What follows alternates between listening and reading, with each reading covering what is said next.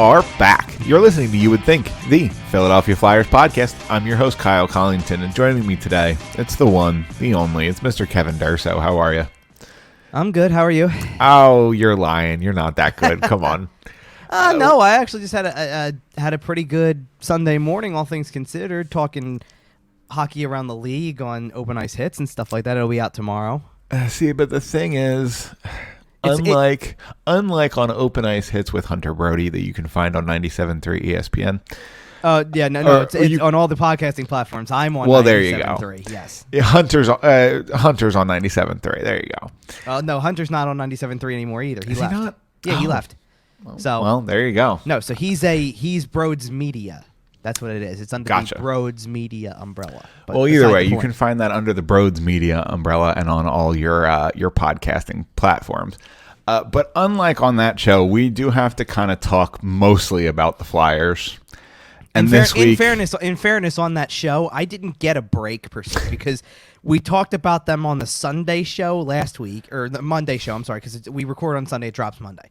So last Monday's episode had Flyers talk on it, and then just when you thought we were going to leave that in the dust for a little while, because we really do try to hit everything, right? We try to touch on everything. Like I'll tease it for this Monday show. We were talking about goal scoring, so we talked about McDavid's rate of scoring, Matthews' rate of scoring, and then talk about Mika Zibanejad's rate of scoring.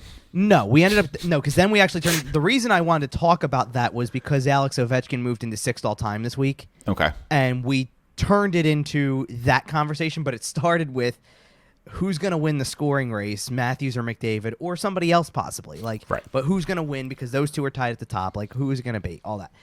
And we were supposed to get to that on, I think he technically passed Phil Esposito on Wednesday of that week. So I made the suggestion because we were going to record Thursday morning really early, that we should talk about Ovechkin. That's a big story. He just moved into 6th all time, continues to climb that chart. That's huge, right?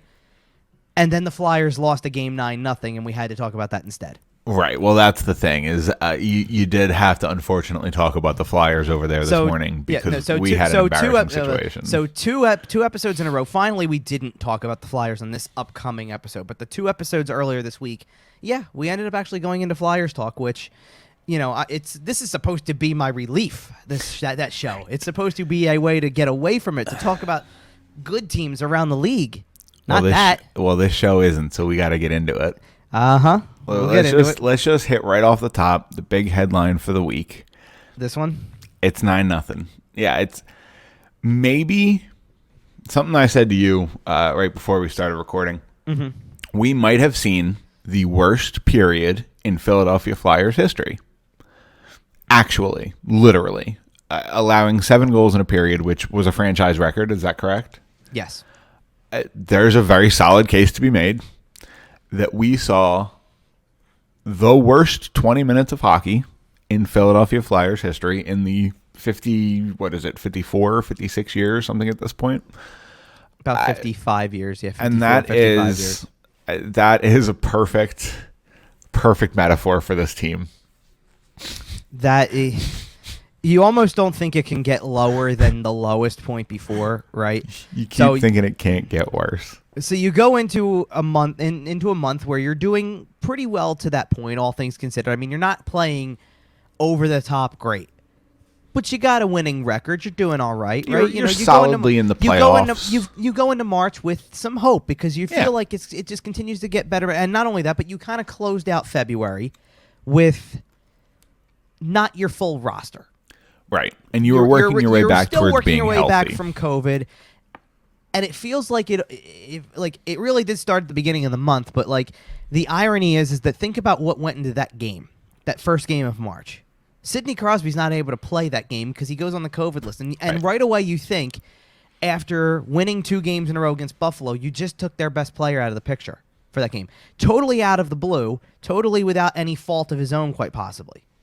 Right? It's not like he's hurt. He's on a list that you don't know the reason why. And we're seeing more and more of this, that it's not always a long-term sentence when you go on that list. I mean, there was one that happened earlier this week. Well, even 2 days after Sidney Crosby, Joel Farabee did the same one-game dance on the list. Right, but there was one this week for Vegas. William Karlsson was on the list on Friday afternoon at about 6 o'clock.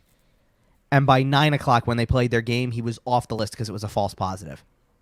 Interesting. That's how quickly they're trying to get through this to make sure their guys play. Right. You know? Yeah, and we've seen a couple of false positives this year. Right. Steven Stamkos, a notable case throughout the league. So beside the point, because this is not about the COVID list, they lose that game 5-2, and you kind of go, well, you know, maybe that was just a game where they were due for one. Aside from Lake Tahoe, since they came back from their little pause due to COVID, they'd been pretty solid. They played a competitive game against the Rangers that they lost in a shootout with a minor league roster, basically. And even Lake Tahoe, you're playing the Bruins with essentially that same minor league roster. But it was pushed aside, and as guys came back, you beat the Rangers, you beat Buffalo twice. It's like, okay, you're 3-1 in the 5 games since returning from COVID.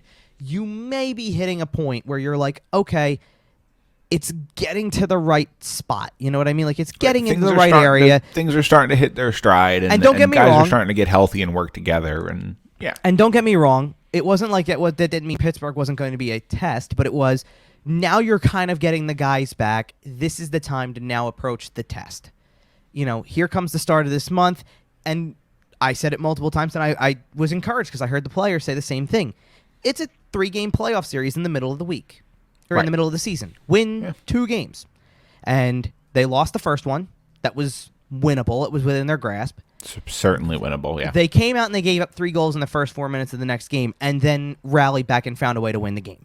Crazy. And at that point in time, the answer is they don't ask how, they ask how many, and you scored 1 more than the other side. So you won the game, good for you. And that should have been like... You got the 2 points. Right. And not only that, but when in context, to that point, 2 regulation losses and a shootout loss coming out of the COVID break. So you get another win. You haven't let this snowball yet. As a matter of fact, if nothing else, falling behind 3-0, calling a timeout, and winning a game 4-3, kind of a character builder. Shows a little resilience. You thought, oh, wow, okay, not only is this team trying to get through some of these issues, and they just came back, they still are 2 weeks removed from coming back from COVID. I believe they're showing some character here. I believe some media outlets referred to it as a potential turnaround in the season type event. The one that's because that's the type of win that gets you moving in that direction, right? Like it's emotional. You had to claw back because you only scored 1 in the first, only scored 1 in the second. It came down to the third period, and not only did you get the game tied and it was dramatic, but then you scored the game winner with 2 minutes left or whatever it was, and found a way to win that game. That's excellent. 2 games into the month. That's outstanding. You don't look at it as a problem yet. Right. Then you go out, and again, the game on that Saturday was a winnable game, and you led it for different parts of it. You scored first. You gave up, you led the game 3-2 in the second period. You had a chance to make that a game that you could have won, and you didn't have the legs in the third period. And it wasn't exactly a shock when you played Washington the next night. Good start in front of fans, but then it fizzled out again. Yeah. Okay, that's fine. You needed a good game, and we've talked about these games already on the show, so I'm going to gloss over them more than not. But then we had a decently long conversation about the Buffalo game from a week ago, because that was the one that kind of told you things are problematic. Yeah, there's holes beneath the surface of the ship. Let me kind of give some perspective on how Buffalo is this season, because it's something that was just mentioned, that I mentioned on Open Ice Hits, because I told Broads this before we started recording, then we had to include it because I wanted to double check to make sure I was right about it before we included it. The Buffalo Sabres have 59 total goals this season. Oh my God. Okay, and I know that that's not a lot. That's like 2 per game, maybe, right? It's like 4 Joel Farabees. Okay, no, they have 59 goals this season. Right. Connor McDavid has 60 points, which means he's factored into 60 goals by himself. Yeah, that's more than an entire team has scored. Connor McDavid has been on the score sheet. So I guess there was never really a question of if it was Connor McDavid or Jack Eichel in that draft, huh? I didn't think about it like that, but touche. I know you didn't, but oof. Well, because you know what? When we did the show, when we did Open Ice Hits the last time, and we mentioned one of the topics we had from one of the previous episodes was, one of the big stories out of the NHL is we got to talk about Ralph Kruger. Yeah. It finally happened. And I made a joke on the show that Ralph Kruger's firing is like one of those pools you do when someone's having a baby and you go, what's the date it's going to happen? Because you knew it was coming. It just was a matter of when. Yeah, it turns out a 12-game losing streak will do that to you. Also, Jack Eichel is not out coming for the back rest of the anytime year. soon. And it seems like it, yeah. I don't know if that's official, but it certainly seems as though he could play if he needed to, if there was a reason to play. And it certainly seems like if there was a reason to play, right. And here's the thing. Listen, he is a young professional athlete who needs to maintain his body. And playing for the Buffalo Sabres with fewer points than Connor McDavid is not a good way to maintain your career long term. No, it so is if not. he No, needs I to know. take this time off and go have his surgeries and do his rehab and get his body back to 100%, hopefully he gets traded in the offseason and can actually play for a decent team. Okay, it's interesting you said traded in the offseason because I know that it's a common topic like in season. I'm not saying it's going to happen, but I did think about it. But I did think in the weeks leading up to, because it was a conversation piece and a topic, wouldn't it be ironic if it did happen in season and literally the two drafts that get talked about the most, the David Eichel draft, the Matthews Line draft, that the number 2 picks from both of those drafts would go to some other place? Yeah. You know what I mean? Both teams get traded to a place nobody wants to play. Right. Like, could you imagine if that's the case, that both of those guys get moved? McDavid's still trying his best to make something happen in Edmonton. Matthews is on a team that's ranked right near and Edmonton is too, but Edmonton's kind of stigma has been you've got the best player in the world right now and you don't win playoff series. Man, Connor's trying to do everything he can. So is Leon. Yeah, they are. I mean, if you're Ken Holland, you have to be nervous. You don't have the top 2 point producers in the league by not even a close margin. By the way, it's 60, it's ridiculous. It's 60 and 50 for McDavid and Draisaitl, and then 42 in third place for Patrick Kane. That's how far back third place is. You know, in NHL 21, when you start a franchise mode or you start a career mode and you turn it on rookie while your player's getting evaluated, so you get a really good evaluation and go high in the draft. Yes, Connor McDavid and Leon Draisaitl did that, and it got stuck there. And they just never got to change the setting back. And they're just playing on easy mode. It really is ridiculous. Connor McDavid is a living cheat code. Yeah. Let's be real. I mean, but if you're Ken Holland, you got to be nervous. Because if he knocks on your office door and says, hey, Ken, the time's run out, we still suck. Oh, man, you don't want to have to make that trade. They don't necessarily look like they suck this year, though. So, like, they're there. They just have to get a save. The North Division, though, and I don't want to make, like, we're going to talk, obviously, we got to get to the Flyer stuff, but it's more fun to talk about Connor McDavid. The Flyers are depressing, so we have to it's push more it fun off. to talk We're about pressing Connor it as much McDavid. as we can. I know. Here's the thing. The 2 teams at the top of the North Division, maybe 2 of the teams with the most questions when it comes to playoff time. Like, you've got one that needs to win a playoff series desperately. Yep. Well, both do, but one that needs to, because at least Edmonton got to a certain point, and in it was like they right, and they were close, like not close, but you're like they could have been there, and you're going they needed to follow that up, and since then it's been coach replacements, GM changes. They were a game away from the conference finals, weren't they? Didn't they go to game 6 there? That's a good question. I think they went pretty deep in that second round series. Like that was a good, fun series. I remember watching it. Because it ended up being the conference final that year was Nashville against the Ducks. Okay. And they played Edmonton played the Ducks. Right. Yeah. I'm just trying to remember how many. It definitely went 6. I can tell you that was kind of the last hurrah for no. Getzlaf Perry in Anaheim. Okay. Ready for this? Because I pulled it up. Okay. Edmonton led that series 2-0. Lost 3 games in a row. One in overtime, 1 in double overtime. That's how close it is. Wow. Came back and won game 6, not even close, 7-1. And then lost game 7, 2-1. Wow. Yeah, that was a really good series. I remember watching it. But they're a goal away from the conference finals there, right? It's very much, I mean, and I don't want to say, because what is, I don't want to say it's, the Ottawa thing. But like, remember, because Ottawa was a goal, and then the same year, I think, right? Wasn't that the same year? That Ottawa was in the conference final against Pittsburgh, and Pittsburgh won. So Pittsburgh if they played won, Nashville. they would have played Nashville. Yeah, right. So they're one goal away from going to the Stanley Cup final. Nashville got robbed.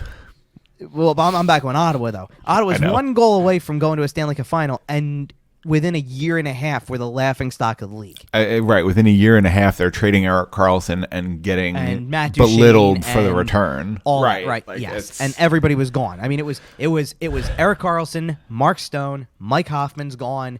So you mentioned Matt Duchene there, and I wanted to note Matt Duchene is the weirdest player because every team that acquires him instantly gets worse. Well, what does that tell you? Yeah, it tells you that he's the one talking in the Ubers. Do you remember? Do you remember when? Do you remember when people on the fly, like people wanted the Flyers to get him?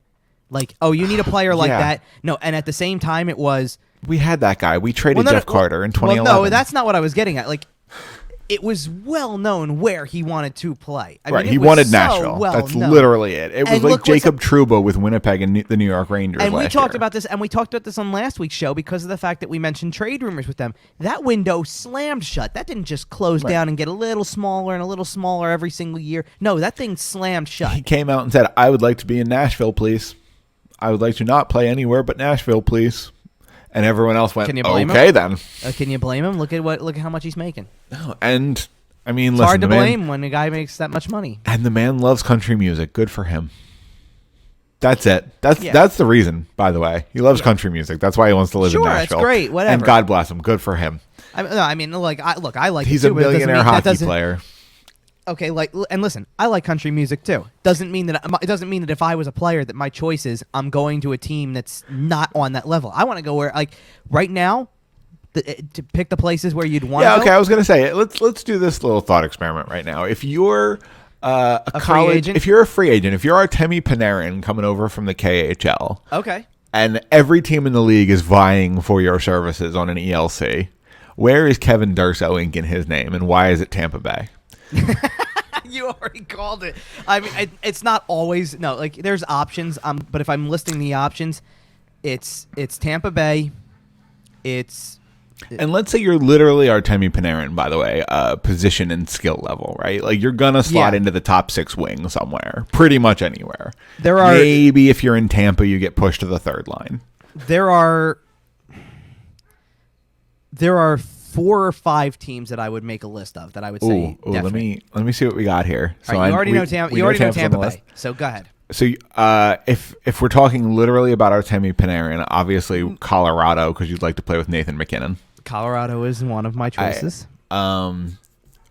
Is Boston there? No. Really? Okay, that's interesting. Okay. Okay, just hit me with the rest of the list here. Vegas. Okay. That makes sense. Honestly, Toronto. Okay. Because Toronto, as much as the stigma is they don't win playoff series, it is a talented team, and you're getting a shot every year. You do also have to consider that media market. I said they're one of 5 here. It's a tough market. Or one of 4 or 5. Yeah. So Tampa, Vegas, Toronto, Colorado, and actually Carolina. Okay. Because I would honestly. I can tell you, having lived in Carolina, about 40 minutes from PNC Arena. I could walk into a random Piggly Wiggly and ask 10 people what the Carolina Hurricanes are, and they won't know that it's an NHL team. That's fine. Probably 8 out of 10. So if you're looking for superstardom, if you're looking for any level of notoriety or media presence, do not go to Carolina. Sorry. No, but my reasoning for that one, I'd love to play for their head coach, and they are a sneaky talented team. I'd be scared to play for their head coach. Rod's a little intimidating. But that should be what you want, No, in the best way. But if I look at every single one of the other stories, and I'm not going to say I don't love the coaching. I don't love Vegas's head coach. I'm not the biggest Pete DeBoer fan, but I liked Gerard Gallant better than I like Pete DeBoer. But they're winning, and they're a successful team, and they've got a shot every year right now. Yeah. Pete DeBoer always looks like he just got fired from an office job. That's a good one. But And you're probably right. Like, if I had to rank them, Tampa's probably number 1 and Colorado's number 2. Okay. Because even though Colorado doesn't have the sexiest coach out there in terms of Jared Bednar's not the first coach you think of in the league. Right.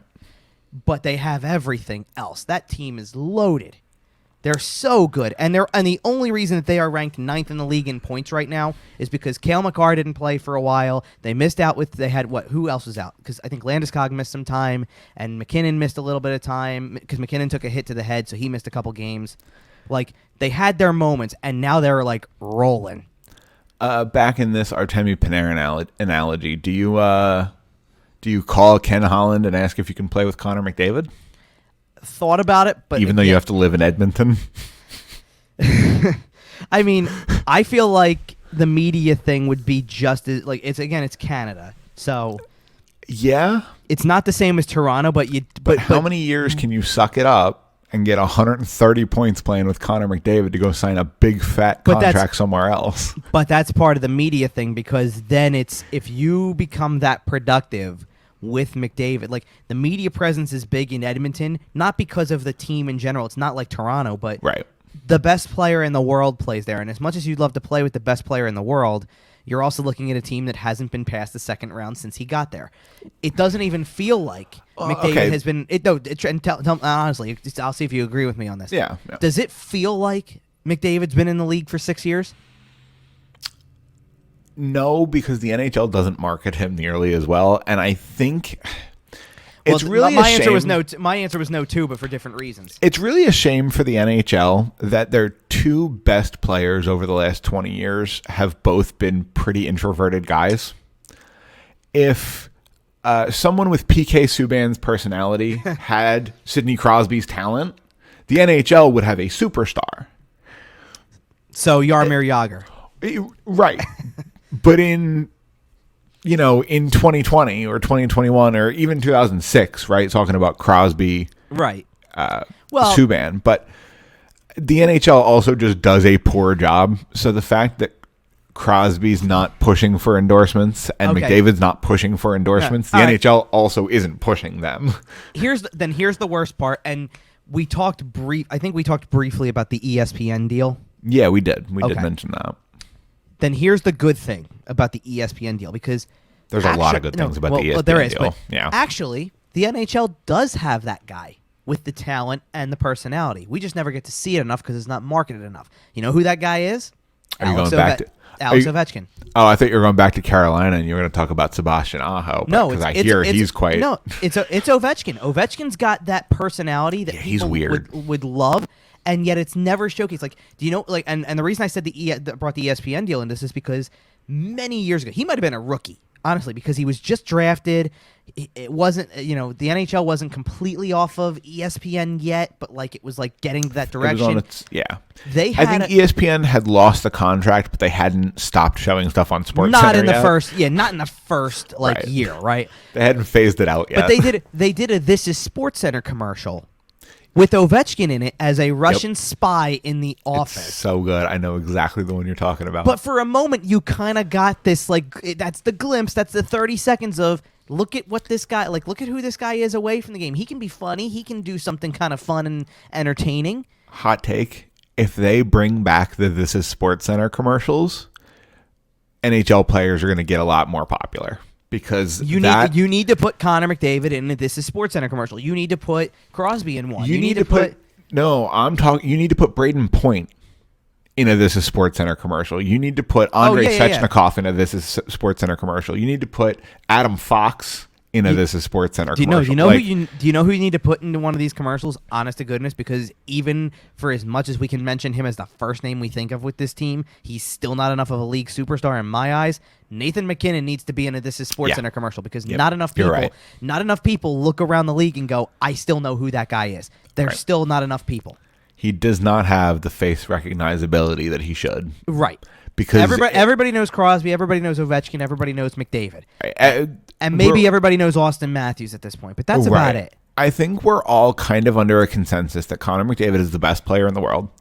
And then the second best player is either Sidney Crosby or Nathan McKinnon, depending on the conversation. I still say Crosby, but I understand, and I'm not even necessarily saying McKinnon, but there are people who will argue that he is a superior player right now, and I don't think they're necessarily incorrect. My argument all the time when it came to, I would always say Crosby's the best player in the world currently, and I always would do that. You can just default to the rings. Well, that's exactly why, because when it comes down to it, what does he have that nobody else has? And I don't. He's won the damn thing. And I don't qualify Ovechkin in that category because Ovechkin does one thing really, really well and doesn't have to be the most responsible guy at the other end of the ice.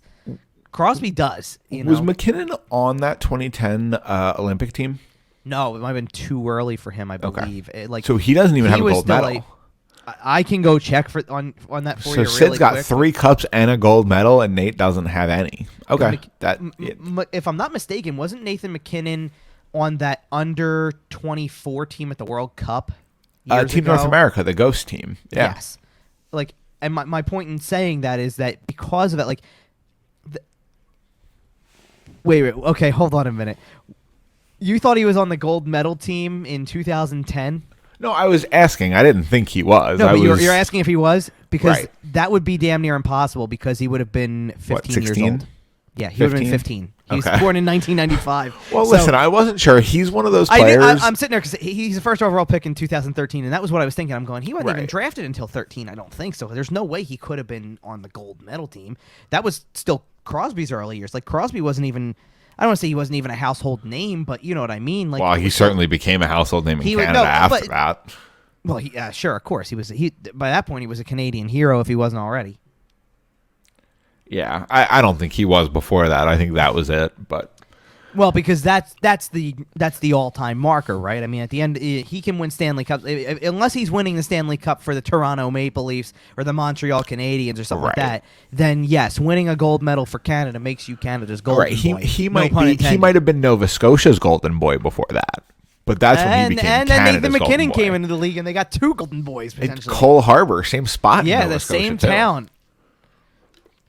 Well, and that was one of the reasons why I believe that McKinnon should be known more widely. He's from because there's that connection, right? Well, not only that, but they're from the same hometown for crying out loud. The two of them could walk into their hometown and have the entire town going, "Oh my God, look who it is!" And if it was the NFL, it's not out of the and it's not out of the ordinary. You know what I mean? And if it was the NFL, every single Colorado-Pittsburgh matchup would include that narrative, and everyone on earth would know that they are from the same town. Well, here's the thing. And the NHL doesn't do that. And when we've talked about this before with the ESPN thing, that when that time comes around, it's going to go back to it's an individual and the team. So it's going to be when they get that matchup on TV, and believe me, I'm sure the people at ESPN know that that's one to go to. I'm sure they're going to crank it out early. Nathan McKinnon and the Colorado Avalanche are going to take on Sidney Crosby and the Pittsburgh Penguins, and you've got to headline it that way. That's got to become, and I know it's a little bit hard to say it like that because they're not it's one thing to be in the same division with somebody, so it's always easy to get that, hey, Sidney Crosby and the Penguins take on Alex Ovechkin and the Capitals, right? Right, we heard that a lot. That's the low-hanging fruit. You need to jump on that national game where, and you can do it multiple times. And it's a game you're only getting twice a year. Those two teams only play each other twice a year. Right, but when they play each other twice a year, you need to jump on those for everything. My point is that, and it's not just that combination. Hey, Nathan McKinnon and the Avalanche against Ryan Crosby O'Reilly and the Blues take on Erik Karlsson and the Sharks. So that wasn't what I'm thinking. That wasn't what I was thinking. I'm thinking of that those different conferences where you get 2 players that all of a sudden have some tie. Here's a good tie. Okay. Austin Matthews and the Toronto Maple Leafs are playing Patrick Kane and the Chicago Blackhawks. Now you got the current great American and the next great American. Right? It's one of those. All right, you always have Matthews and Line. You do it with McDavid and Crosby. Connor McDavid and the Edmonton Oilers take on Sidney Crosby and the Penguins, or whatever. We talked earlier about McDavid and Eichel. You do it there. You do, but the Eichel one's losing some steam because of the fact that he might not be. He's probably not going to be on the team that drafted him, and that's a little bit of that. That was takes always some wind out of the sail because it's a draft thing, right? Right. I mean, don't you kind of feel that way already about not only about the Matthews Line one, but it was a big deal because Matthews Line was not just 1-2 and their draft teams. It was in Canada. It was here's Toronto, Winnipeg. So it was a non-conference. They only meet twice a year anyway, so it was a non-conference. But it still got heat in Canada. Canadian. Canada, top 2 picks, all that. For sure. And now that's going to essentially, not completely, but it's going to essentially become an interdivision matchup close to. Like it's not as and there's something not as special about saying Patrick Laine and the Columbus Blue Jackets take no, that's not weird. Well, listen, let's be real. He's only going to be there 1 year. You got to go with that first team that they focus on. Let's be real. He's only going to be there 1 year. Okay, fine, but what if he goes Patrick to another Laine team? and the Montreal Canadiens come in to take on Austin Matthews and the Toronto Maple Leafs. Come on, give me a good one. All right, Hank, here's the thing. You've brought back the Canadian angle. That's good. Yeah. The thing that will make it a little stale is the fact that they would play each other so much at that point. That's fair. And I'm not saying how about Vancouver? I'm not talking about the current format. I'm talking about they're the divisional rivals. Right. That's divisional rivals. Format. Right. So I don't know if it will work. Send him to Vancouver. All right, well, I'm gonna try to get us back on the rails. Patrick Laine with Connor McDavid in Edmonton. Oof. All right. Oof. Can they do that? Can Patrick Laine score 70 goals? No. I mean financially. Well, listen. Can they if do you that? have the opportunity to add Patrick Laine, you make it work. Connor McDavid is making more money than anybody in the league, and trade Mikko Koskinen for a bag of hockey pucks.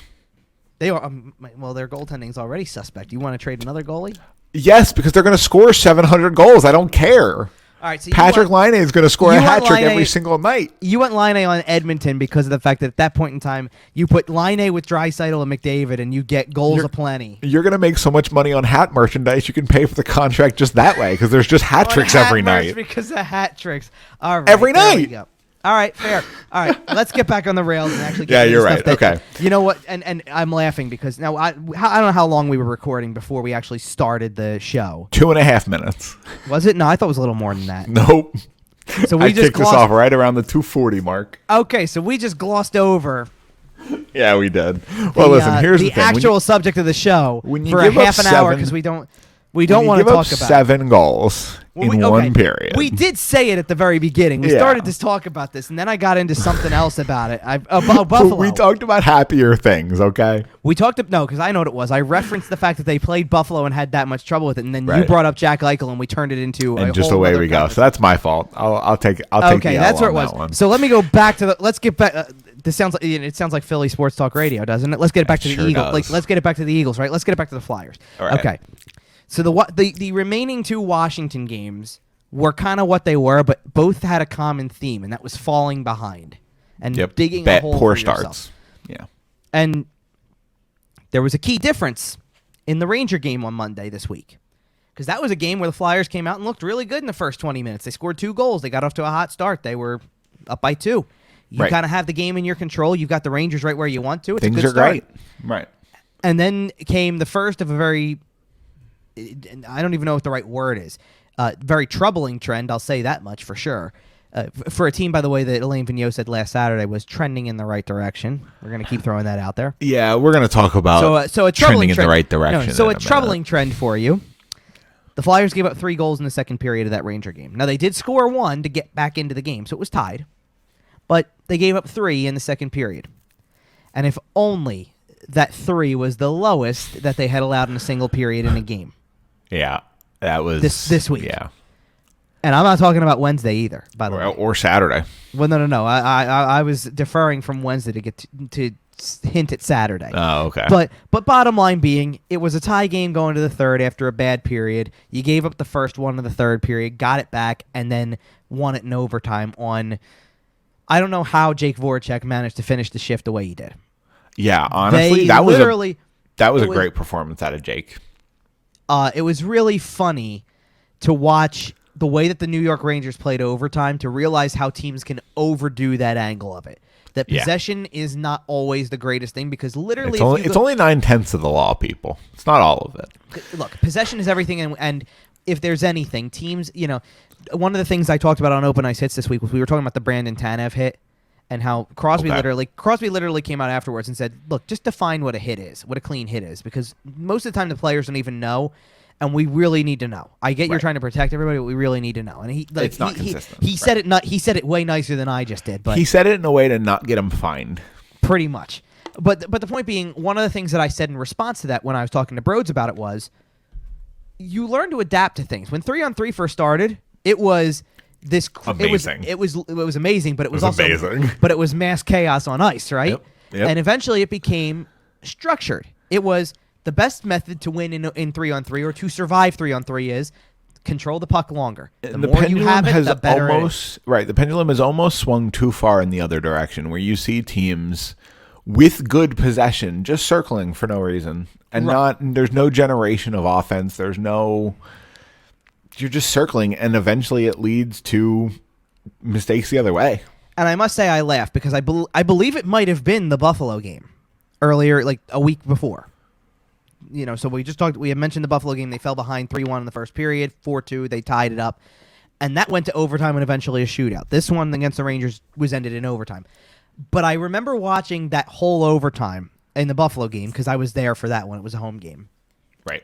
And we laughed because we went, they don't even want to score in the overtime. They're literally just playing to get it to a shootout. Buffalo was. Yep. It's really funny to watch Buffalo playing to get it to a shootout because the way they feel is the best way they can win the game. Because they knew if the game opened up, the Flyers were more skilled and more likely to win. And in their case, yes, they ragged the time enough to actually get it to the shootout. The Rangers did that. And now here's the thing. The Rangers did have a couple of scoring chances in that overtime. I don't remember Buffalo having a single one in the overtime the week before. I think they might have had one shot on goal, but I wouldn't even call it a scoring chance. I think they had one shot on goal, and they had one that I think was a cross ice toward the crease pass that missed. But the guy had positioning, so I call that the scoring chance. Okay. That very easily could have gone in net, especially with how shaky the goaltending has been and defense and all that stuff, right? Yeah, Carter Hart's a problem, and we'll talk about that as we move forward. Right. But, yeah. So you push the envelope a little too much in that game, and Keith Kincaid makes a mistake. I know what he's trying to do. He's trying to get it up ice as quickly as possible. Maybe he made a mistake. Maybe he didn't. Maybe the fault is Artemi Panarin was tired as anything, and all you had to do instead of trying to jump up and take advantage, you could have retained possession and come back and get it. Well, and said, let the goalie just hold it for 5 seconds while a new guy hops on the ice, and I'll dish it to him instead. Right. Let's put it this way. At that point in time, the worst case scenario that would have happened in that game is honestly, was Jake Voracek going to get off the ice in time to get a new guy on before they were in the zone again? Right. And instead, he stayed on the ice. They tried to get it up quickly, and Voracek read the play, took a chance, got it right, and went in on basically what is as close to an overtime shootout attempt as I think I've ever seen. Oh, it was clean. Yeah. He was just all by himself. Like Panarin saw where he was and went, yeah, no, I'm just waiting to going get for a change. No, it wasn't that. He skated back very slowly to basically sit there and say, if he misses the net, if it shoots right back out, I'll at least be behind him. Right. You know what I mean? Like, that was about all he was looking at. He was already prepping to go back on offense if the opportunity was there. And it might honestly be close to the end of the positivity we have for the show for this week, but what a move that was. It was insane. Great move. And you win the game. And you get the win that you needed because you had lost 2 in a row, 3 out of 4, 4 out of 5. You just got embarrassed. Well, no, you hadn't really been embarrassed yet. This is still Monday of the week, so you haven't been embarrassed, but you haven't played well, and you know it. And it was like, again, could that be every time they've won? The game's all blurred together this week. Yeah, every time they've won a game, whether no matter how not pretty they were, because every single one of them wasn't.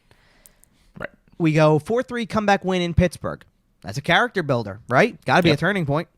They come back and they beat Buffalo 5-4, and we go, yeah, Buffalo's not great, no Eichel, but you were left for dead. Still had to come back. You were left for dead in that game, and you found a way. So good teams find a way to win those games, right? Good win, and against the team you had to, and honestly, because of the fact that Buffalo is where they were, you actually even went, yeah, don't worry about the point. Don't worry about the point that they got. You got the 2. You kept pace. Good job. Totally. Right? Same thing with the Ranger game. They're behind you. You don't love giving up that point, but they were behind you, so you go, no big deal.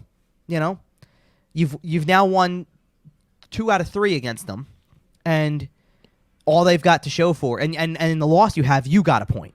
So it's basically you had 2 games that evened themselves out, and you won one of them in regulation. So again, you're still in a spot where 3 games played, 5 points. The Rangers have 3, or have 2. I'm sorry, because they've lost all the games. Right. Or no, 3. I'm sorry. The 1 win, 1 overtime loss. That's right. So 3. I was right the first time. Don't ask me to do math today. It's already messed up. But everything's looking good because every single time you've won a game, you're going, could that be a turning point? You know? And even the other game they won this week, could that be a turning point? You found a way, right? Especially in response to the other game, the 9-0 debacle. Yeah. You come back the next night, you played probably the best first 50 minutes you've played all year. And you had to. And you had absolutely had to. And one of the things that I referenced in takeaways from the Saturday game is that, and it happened on Thursday too, even though they won the game, is that it feels like when the first one goes in, it sets off this chain reaction of, like, it just does. Like, 1 turns into 3 very quickly. Right, but the problem is that's also going the other way. And defensively, 1 is turning into 3 very quickly when things break down. They're breaking down in bunches. Well, no, that's what I mean. I'm talking about. I'm saying from the defensive side. You were up 3-0 in a game. You're up 3-0 in a game. About 12 minutes to go, and 1 turned into 3 in 6 minutes. Yeah, things just break down and the house collapses. So you can take the good first 50 and throw it out the window when you had to. Eventually, what it turned into was, and I tweeted it during the game, and it ended up somehow actually happening this way. But it was, you're down to under 5 minutes to go. It's now a tie game, and you need this game after the embarrassment from the day before. Need this game. You need to now. What do you need to do? It's the back end of a back-to-back, and I certainly did attribute the fact they gave up 3 in short order to, here comes a team off of a night off compared to a team that skated to a 9-0 loss the night before. Absolutely. You know, so, and not to say fatigue is the thing, but it's like you already got blown out as bad as anybody has ever seen in franchise history almost. You know, for a whole generation of Flyers fans, that's the worst loss we've ever seen. Yep. You know, and embarrassing. Let's see. So you get to that point, and now you got to dig down really deep to find a way to win that game. And it didn't have to be in regulation, but you're going, whatever it is, dig down really deep. Right. You know, you got to get the win. It kind of starts, because it starts to turn into one of those situations where, yes, even though the Islanders are above them in the standings, you don't care about the points in that angle either, because you go, they're so far ahead of you that you give them the point too and just focus on getting into the top 4. Right, you just need 2 yourself. Well, because let's put it this way: you can't, when you're looking at it in big picture mode for a minute from the whole season, you go, what's more important, closing the gap of 3 or closing the gap of 11?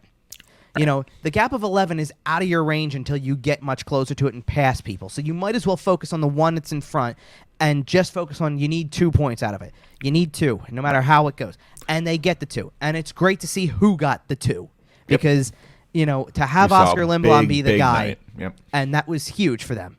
And it's great. And I think that the reason that became a thought of, well, could this be the turning point, was not because of the fact that they won a game that maybe they shouldn't have or they could have slipped away. Oscar Lindblom. It's literally one of your heart and soul guys. Exactly. Yeah, 2 absolutely huge goals at Oscar, and you do end up winning that game late in regulation. Right. And like you said, you shouldn't have needed the gut check, but you got the gut check there, right? You should have just cruised to an easy 3-0, 3-1 win, but you gave up 3 goals and had to scramble. Whatever, that's fine. You get the win.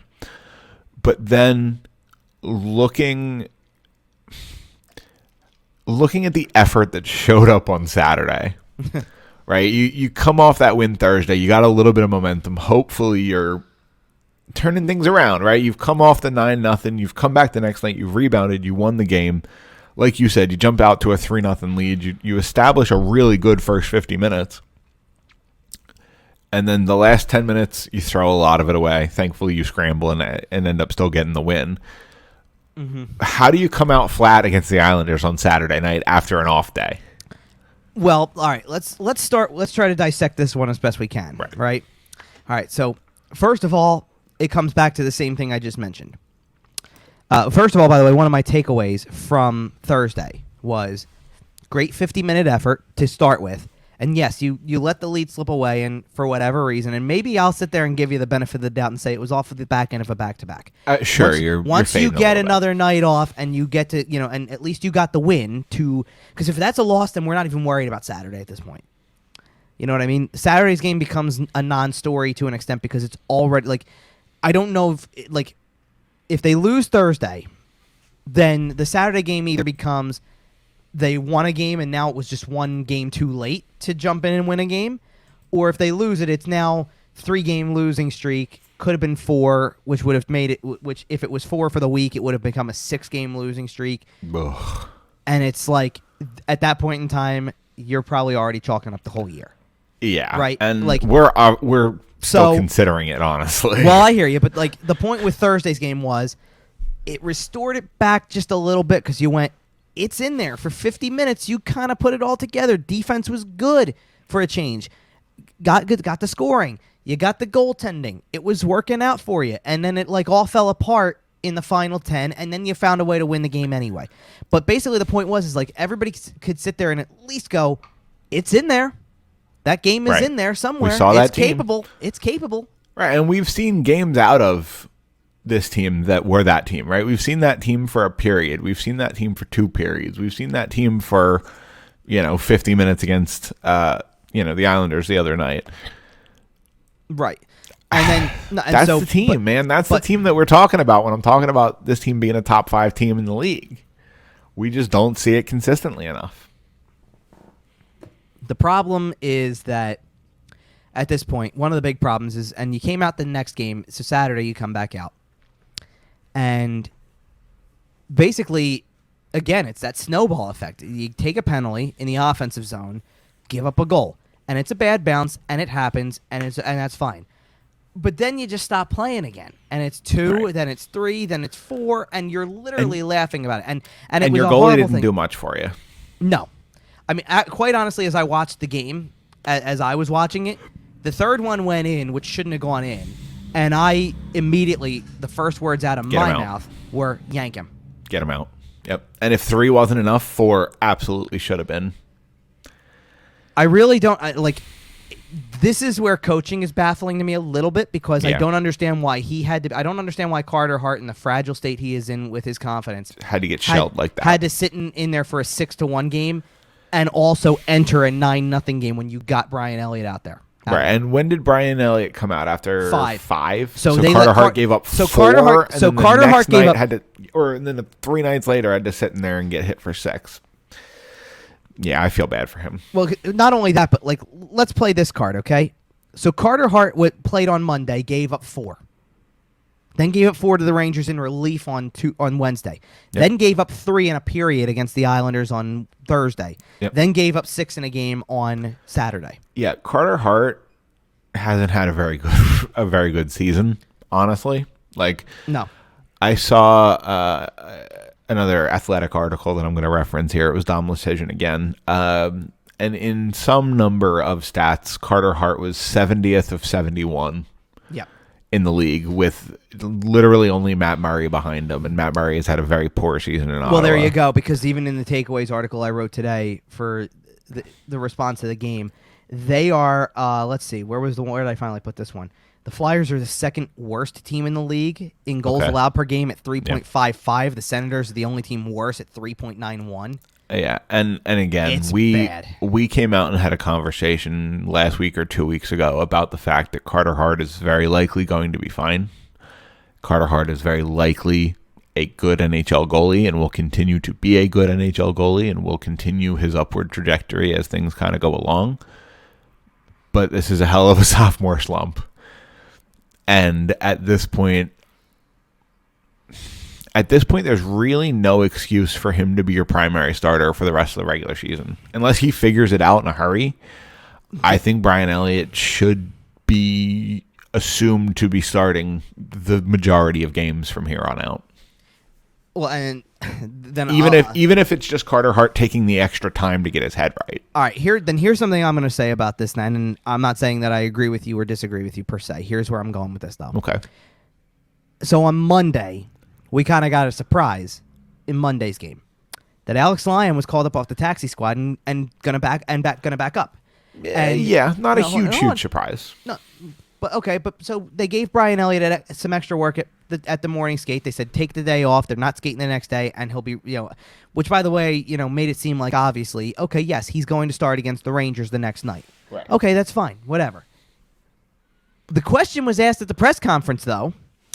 So Alex Lyons here is your backup. Is there any thought, like, are you giving any thought to him actually starting a game? Like, is that the reason why he's around? Right. Like, and it's a fair question. It's not to sit there and say that that's a suggestion. That's asking the coach, is the reason why he's on the bench as the backup because you're actually thinking about doing this? Are you considering it? Right. Like, are you considering giving him playing time during this because of all the games? Because Alain Vigneault constantly said the thing about 5-7 or 6-9 and going, never had anything like this before in my time as a coach, all that stuff, right? Okay. Right.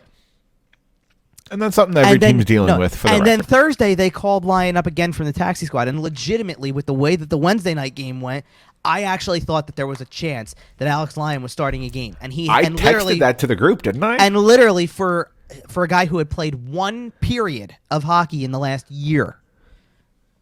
And I couldn't believe the fact that it was like, not coming to the point, but it's like, if that happens, then Alain Vigneault should get absolutely blasted for answering a question 3 days before, no, we're not considering it, and then backtracking that quickly. Right. Like, that's the problem I had with it. Like, you can't you don't tease it. But now it's coming to a point where it might happen. No, right. Like, well, that's the thing is what changed between what he said on Monday and morning skate on Thursday. You lost 9-0 on Wednesday night.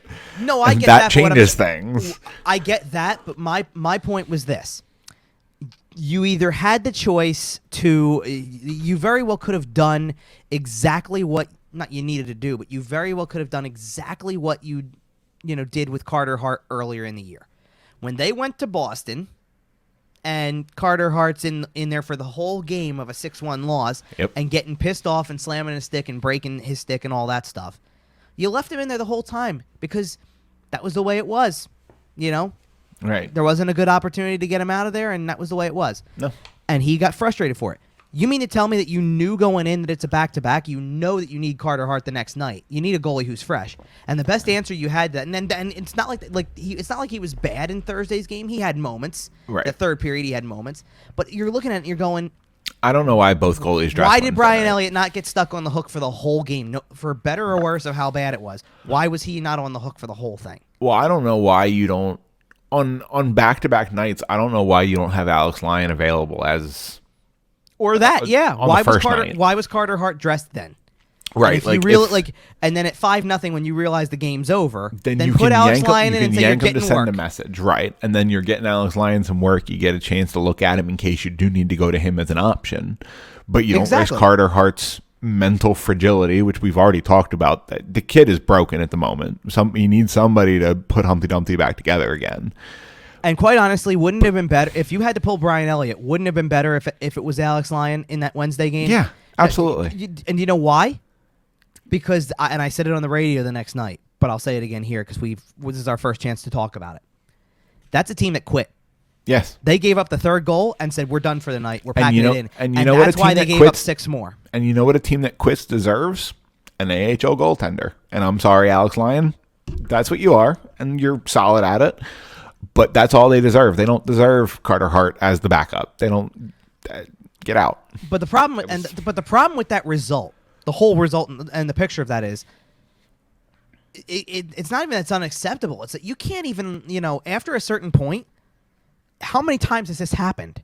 How many 6-1s or 7-3s do you have to have, and then 9-0 before you finally get the picture and realize that you're either a lousy team or you better turn it around fast. And not only that, but the problem you have when you need to turn it around fast is something's gonna happen, big time gonna happen, right? And I don't know when I don't know when it is. I don't know. Well, one thing that it might be, because I know we've mentioned turning points a lot this week. We talked about Monday maybe being a turning point, Thursday maybe being a turning point. Oscar Lindblom didn't just contribute on the score sheet this week. Can we talk about Saturday night and what Oscar Lindblom did, because this team is so freaking pathetic that Oscar Lindblom decided to drop the gloves with Oliver Wahlstrom? They're soft. It's terrible. That's how bad they are.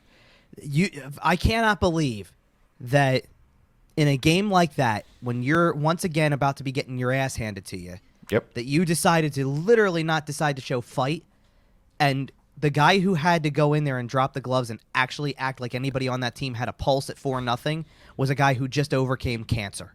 Yeah. That's a joke. Yeah. I don't know. Nobody else on that team as a human being knows how good they have it when you put yourself in his shoes. And he's the guy who drops the gloves for you. Do you happen to know who his line mates were that shift? That shift, I'm not sure. But okay, I was just curious who was on the ice with him. For the last couple of games, obviously, it's been Claude Giroux and Travis Konechny. And because if he let anyone know he was doing that before he did it, and you didn't drop the gloves first, that's on you. Right, and I mean, look, don't get me wrong. In the same vein, Claude Giroux took a hit. What was that? Was that the Ranger game? I think it was because he turned it on in the Ranger game. Yeah, and then Nolan Patrick went after him, and Jake Voracek ended up fighting. Yeah, but that was almost like captain takes a hit that you don't like. Nolan Patrick comes in, and Jake Voracek's looking at that, going, whoa! You just had the migraines, the head issues. Don't get punched in the head, kid. Get out of here and let me do it. Right? Where the hell is that for Oscar Where's Lindblom? That? That's what I'm saying. That's why I asked who was on the ice with him. Because if I find out that Kevin Hayes was on the ice with him, like, come on, Kev, you're 6'5". Come on, well, like whoever was on the ice with him, like because Wahlstrom's not asking for that fight, right? Wahlstrom knows where the game's momentum is going. Like the game's already slipping out of the Flyers' hands, right? Oscar's very clearly asking for the fight, right? There's no way Wahlstrom baits that. And in one sense, good for Oscar Lindblom because absolutely, at least he cares. But at the same time, he might be the only one who does. I would sometimes it feels that way. I'll go to your positivity point that you mentioned before we started recording. Yeah. I would argue Joel Farabee cares an awful lot right now. Yeah. So. Okay. You're right. And you know what? The other guy who I'll argue cares because we saw it in the Pittsburgh game that they ended up coming back in. Sean Couturier cares, but it's hard to care on the ice when you can't be on the ice physically. Well, and that's the other thing about Saturday night's game is that as a very, very, very late scratch, as in he took warm-ups, Sean Couturier did not play Saturday night, was replaced, a spot in the lineup, he was replaced by Michael Raffl. They ended up shuffling some things around last minute, but right. I don't know what it is. It's tough to lose Sean Couturier. Right. Sure, it is. Of course, it is. And look, if he's not able to play on Monday, which I would say is probably the case because the Sunday update was he's being evaluated. We'll have more tomorrow. And whenever a team says we'll get a Monday news drop, right? Well, no, but whenever a team says we don't know when, nothing today, we'll update tomorrow. It is likely to be several days. The longer you wait, it might be likely to be several weeks again. I hope not, man. Coots has had such a rough go this season. Okay, and in fairness, I get that, and I'm disappointed for him specifically. Yeah. That being said, for the rest of the team, that could almost be I don't want to say a blessing in disguise, but it will probably provide more clarity. Yeah, what needs to happen. It's funny. We talked in the group chat between Wednesday and Thursday about who was to blame, and you mentioned the three players that didn't play Wednesday night and said. They're not to blame. What was that? Shane Gostisbehere, Nicholas Aube-Kubel, and Oscar Lindblom. And and ironically enough, look who had the best game on Thursday. Well, right, but you said, okay, they're not to blame. So, are you asking me who is? I don't even know who is because everybody. The answer is everybody. Okay. Let me give you the dignified answer that I gave and it wasn't that dignified. Like, I still said it with, some vigor to it because it was the truth, but this is the most dignified answer I can give you right now on the situation. I said it on Thursday on 97.3 after the 9-0 game. That game is an organizational failure from top to bottom. That is a game where you realize that management decided to put some faith in internal building and say it's going to get better internally. We don't feel like we need to go get somebody else. So the offseason move they made was Eric Gustafsson. That's the first part. From a coaching standpoint, and it becomes more, by the way, the coaching standpoint of this organizational failure carries over to Saturday as well. Because when you are dressing Nate Prosser over other players on this team. Did Nate Prosser play 3 hockey games this week? Yes. It was at least too many. Or I'm sorry, maybe hold on. Was he out there for that game on Wednesday? I don't know if he was. No, he wasn't. Oh, he wasn't. Okay. Nope, he wasn't. Oh, no, do you know why? Because in the 9-0 game, Robert Haig played and then left halfway through, so that opened the door for somebody else, and somehow or another, in Alain Vigneault's mind, the right decision was, No, don't put Shane Gostisbehere, who's been out there more often and has at least looked Has been solid. better than most. See, that's the level of evaluation for the Flyers defenseman now. I'm not sitting here telling you Shane Gostisbehere has, like, you just used the word solid, right? Solid. Okay. Do you want to know why he's solid to you? Because he hasn't been atrocious. Right. Well, and in reality, he kind of has, because going in, and I know, and hold on, I know plus minus is not a thing. I'm not trying to push it like that, right? But he was a -12 without playing in a game that they allowed 9 goals. Yeah, but he's gone down 3 times on the power play, so he's back. No, isn't that how that works? No, but the only thing that you can defend is when you need power play goals, yes, you should have him in your lineup. Yeah, well, I mean, they need power play goals because they just need goals everywhere. Well, yeah, you know why? Let me go back to the takeaways article, because, hang on, get ready for this one. Because they can't stop a puck? This month, they've given up 51 goals, which is in 11 games, by the way. Wow, that's almost as many as the Buffalo Sabres have scored. In this season, I know. But you can't go out there and need 5 a night every night. It's impossible to play like that. I know. And short of the Edmonton game on Thursday, the first 10 minutes have been atrocious. Every single game. Oh, the Islander game, you mean? Or the Islander game on Thursday, rather. I'm sorry.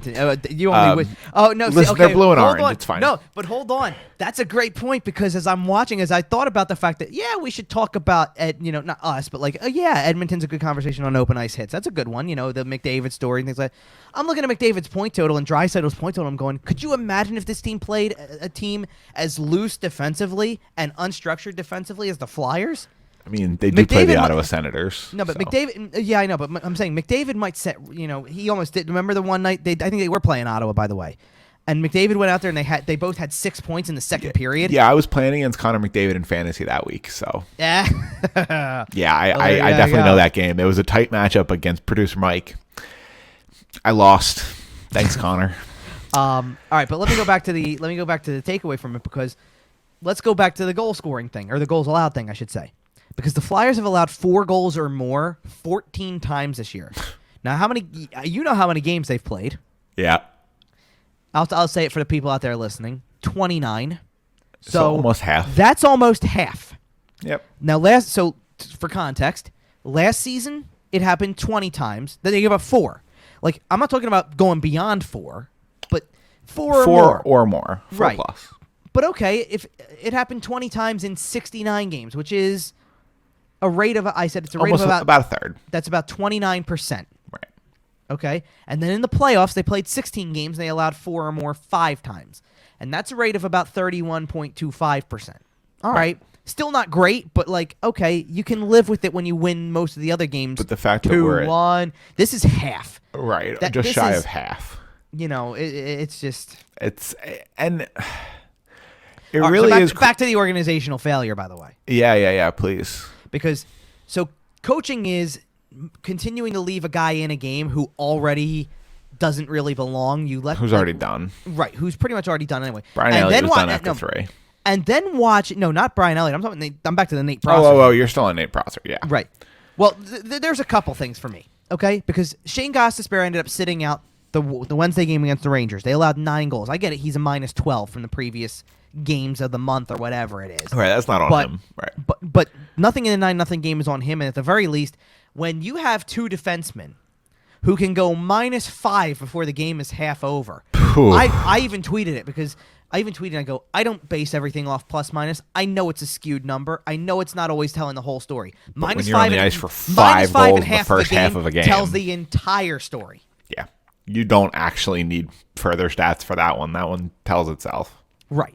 And then they finished at -6. I think Sanheim was on the ice for a power play goal against also, which doesn't qualify as a minus, but doesn't matter. You're on the ice anyway. Nice job. Yeah. Phil Myers and Travis Sanheim. So if there wasn't a reason to scratch, if there wasn't a reason to scratch one of them after that game, not even to say it's because of poor play, just to say get off the ice for a night so you reset your mind. Remember that was another line used during the week, that Oscar Lindblom was out of the lineup on Wednesday because he needed a reset, right? And reset worked for him. Don't get me wrong, but. Then why not do that with Phil Myers again? Why not do that with Travis Sanheim? They sucked on Wednesday Right now, night. you need to do that with a lot of people. Right. Well, but okay, but why not with them and get Shane Gostisbehere back in the lineup? No, Shane Gostisbehere sat again, and now your replacement for Robert Haig was Nate Prosser. I would rather play 5 defensemen. Still just 12 forwards. Literally don't even dress as 6th defenseman. Right. Rather than play Nate Prosser. That's how poor he's been. And then you go into the Saturday game, and everything stayed exactly the same defensively. Shane Gostisbehere is somehow still not able to make the lineup. Meanwhile, Nate Prosser goes out there and goes -3 with 2 gifts to the Islanders. Oh, my God. At least 2. And there was at least 1 on Thursday that I recall. Hang on a minute. I'll tell you what you're thinking of. You're saying at least 2. There was also a third that I believe was not a goal. That Carter Hart made a save on. Right. Somehow. A nice save on. Nate Prosser is bad. It's not that Nate Prosser is bad, okay? He's not medium. He's not okay. He's not your 8th defenseman. He is bad. He should not play in an NHL game. There you go. Now you're getting it. It's not that Nate Prosser is bad, okay? Because if you put Nate Prosser on the Phantoms, he's good. He is an AHL player. He is not an NHL player anymore. He's bad. Like setting your house on fire is bad. You can't act like he is. That's the thing. Like, why you're acting like he fits this line of now. Look, great story. He played an NHL game for the first time in 2 years and somehow scored a goal, and it helped them beat the Devils. Awesome. Great, wonderful. And at that given point in time, yes, you were dealing with a lot of problems defensively. You had a lot of guys who couldn't play. That was an emergency situation. Who is this guy? Okay, he's in. Awesome. Right? Fine. Why he's playing with mostly a fully healthy lineup is beyond me. I don't know how he's in this lineup. I don't know how he's not in Reading, but I know Reading's not playing. They're not playing. Now. That's how I know. No, because but that's about where he belongs. No, he belongs in the AHL, and the reason he belongs in the AHL is because the AHL, every team in the AHL, especially as you're developing younger talent, needs the veteran guy. Like for years and years, you know who that guy was for the Phantoms? TJ Brennan. Yep. Because TJ Brennan was the guy who never could crack an NHL roster, but was a really good AHL player that basically taught kids how to be a professional. Basically another coach. Right. Yep. And that could be Nate Prosser. Yeah, sure. And it has been to an extent. You put I don't one out want there him near my NHL roster. It just doesn't make any sense. He doesn't deserve a spot. And at the end of the day, like, you could go about face, turn the whole thing around, and say, bring Sam Moran back up for all I care. And I'm not even advocating that he's good. I'm just saying, bring him up for all I care. Don't play this guy. And maybe Sam Moran's ceiling is about the same as Nate Prosser's at this point. But it doesn't matter. The point at least he's young. You can work with him a little bit. Young, not even he's young. You know what he is? You bring him in, and at least you know what? Maybe Sam Moran can go pick the fight instead of Oscar Lindblom. Right. Right? Like, that's the point. Bring him in so he picks the fight instead of Oscar Lindblom. I would love to see Sam Moran and Matt Martin go at it. Whew. I thought there was one point in time where it looked like Matt Martin wanted to go with somebody too during that game. Who? And I don't even know who it was, but I'm like, if you'd like your face rearranged, then go ahead and do it. But like, cut me a break. Maybe I think it was. It was Lawton. Think about the current roster. The only person who's got a chance, size-wise, is probably Robert Hagg, and he wasn't in the lineup. Not that we've seen it a whole hell of a lot, but I'd give Justin Braun a shot. Man, I don't know. I just don't know that he's throwing them. I just don't want him to fall and break a hip. I mean, there's not really. Yeah, I know, but there's not really anybody else. I mean, that's what I'm saying. Like, there is no lineup. Like, frame wise, size wise, you're saying. I mean, like, if you're asking me who I think would do it in a game, we've seen Abed Kubel do it. Yeah, for sure. He's done it before. Scott Lawton's been willing to do it. No, but I'm talking about guys who are willing to go toe-to-toe with Matt Martin. Nicholas Obey-Kubel is a middleweight at best. But I just don't. It's not even. So now we're back to the other part. So that's the coaching angle of it. I can't believe you're actually still trying to defend or somehow looking at this and trying to make it seem like it's okay. Because it's not okay. No. And then on top of that, this is exactly what I warned about a year ago. It's exactly what I warned about a year ago when I sat there and I said that now that Alain Vigneault's in, now that Chuck Fletcher's got a full off season under his belt, you better go out and perform. Because if you don't, it's over. And right now, I feel like it's over. Yep. I feel like this stretch is over. It seems like the Flyers are circling the drain. And we were sitting here last week or 2 weeks ago talking about a Matthias Ekholm trade. And maybe something still occurs, right? Maybe Chuck Fletcher, for some reason, still believes and thinks that this team can figure it out.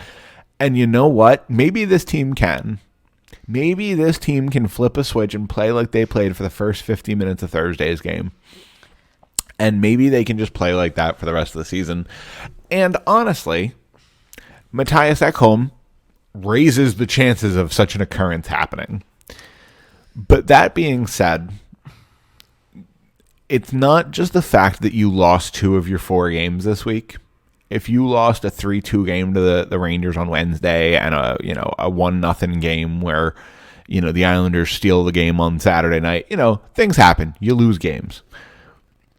It was the complete and total utter lack of effort, lack of caring, lack of any sort of desire to play good hockey at any point in Wednesday's game against the Rangers or most of Saturday's game against the Islanders. Like, the Flyers played 12 periods this week. How many did they show up for? 4-ish? Generously? And, that's the thing. Why does overtime count in Monday's game? Right. But, why is Chuck Fletcher... Why should you spend a first-round pick? The way you're playing right now, that's a top 5 pick. Maybe not top 5, but it's certainly a lottery pick. You don't trade your first round pick unless you're positive you're making the playoffs. You don't trade your first round pick. No, it's not that you don't trade your first round pick unless you're positive you're making the playoffs. You don't trade for Matthias Ekholm unless you know. That's what I'm saying is you're not trading these kind of assets unless you think this team now has the answer, the ability. No, now the answer to the question, at least at the moment, and it will continue to be sooner rather than later if you continue down this road. The answer to the question is going to be who's got an expiring contract because they're not gonna be here anymore. That's what I'm saying. Certainly looks at this point like the Flyers are more likely to trade, for example, Scott Lawton for a second round pick. And I'm not saying they're going to. I think they're going to try to re-sign Scott Lawton. I think they really like Scott Lawton. But that's the kind of thing you're going to start hearing if the team continues to play as poorly as they do. And looking ahead, they're at home this week and from what we know about Carter Hart, he tends to be a little bit better at home. So hopefully we see some of that this week. But if the Flyers come out and lose 3 or 4 this week, be concerned. Something big could happen. Okay, this is as good a time as any. I was flipping through The Athletic this morning, and I know I've already mentioned The Athletic once on this show, but I'm going to do it again. They do an article series where you send them your trades. And they call it Who Says No? And you send them trades. They ask NHL executives to evaluate these fan-submitted trades. And I'm curious, Kevin, what you think about this one. Calgary sends Johnny Gaudreau and a second-round pick to the Flyers for Travis Konechny and a fifth-round pick.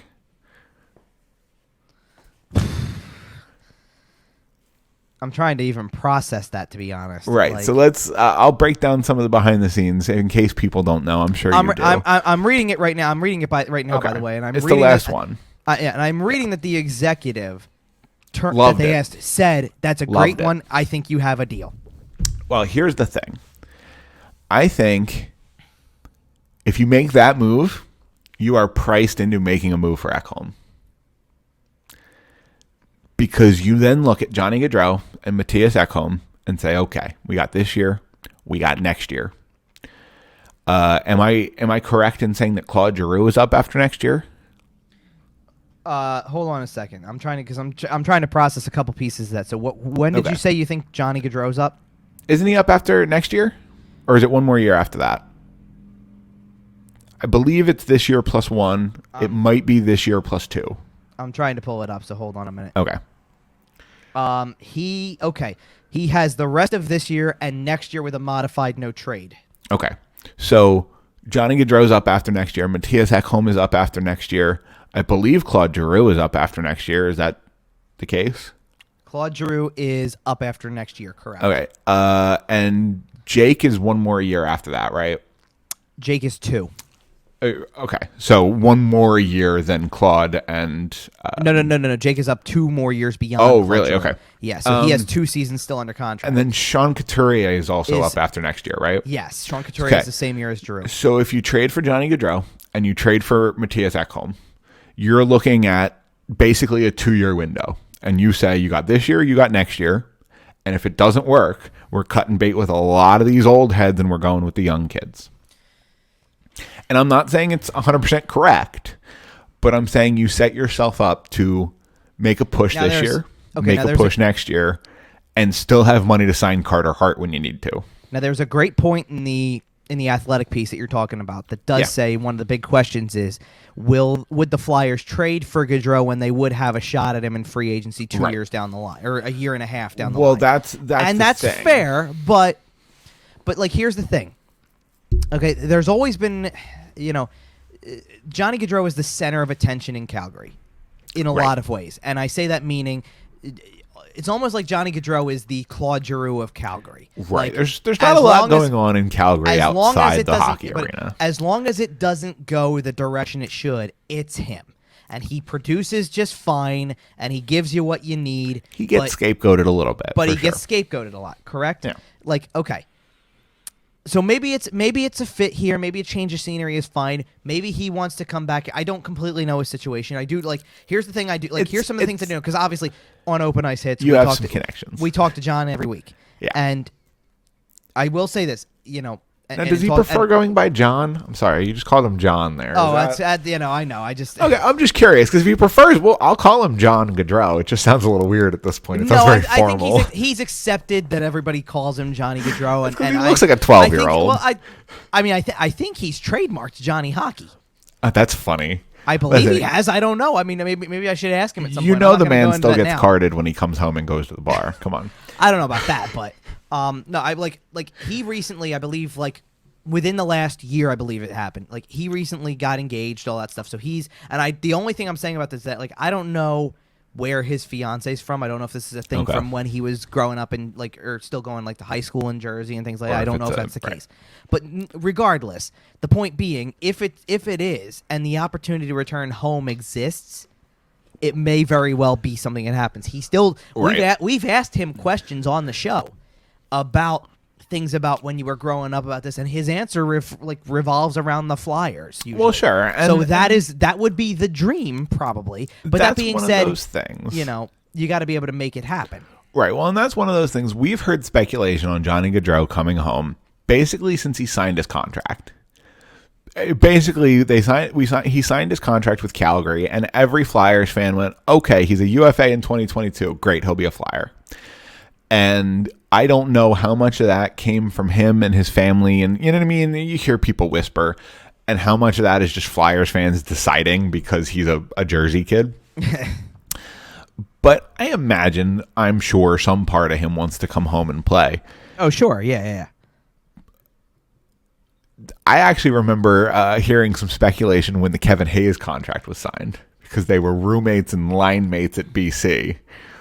That there was a little bit of sowing the seeds and planting the foundation for a Johnny Gaudreau reunion. Well, one of the questions I asked him on the show a couple weeks back was Boston College did this thing where they put cardboard cutouts in the seats, and they actually tweeted, or they put on Instagram this picture of it was Kevin Hayes and Johnny Gaudreau seated next to each other.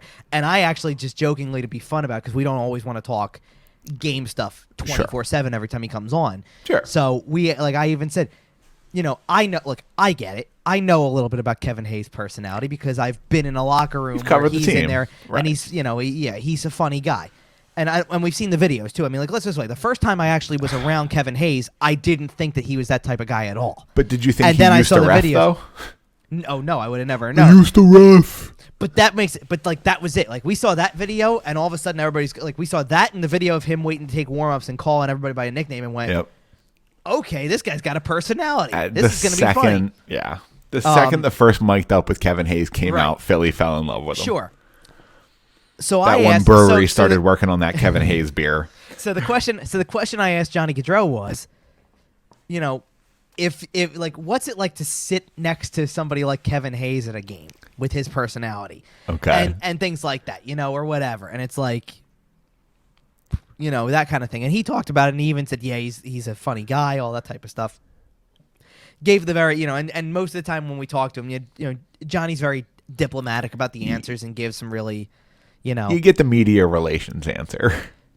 To a lot of them. I mean, he does give, he is loosened up for us a little more than he would be on television per se, Sure. Yeah, I heard him on Spit and Chicklets. He was solid. He gives us a little bit of that. We don't quite push the envelope as much as that pod does. Whoa, shocker. Yeah, I know,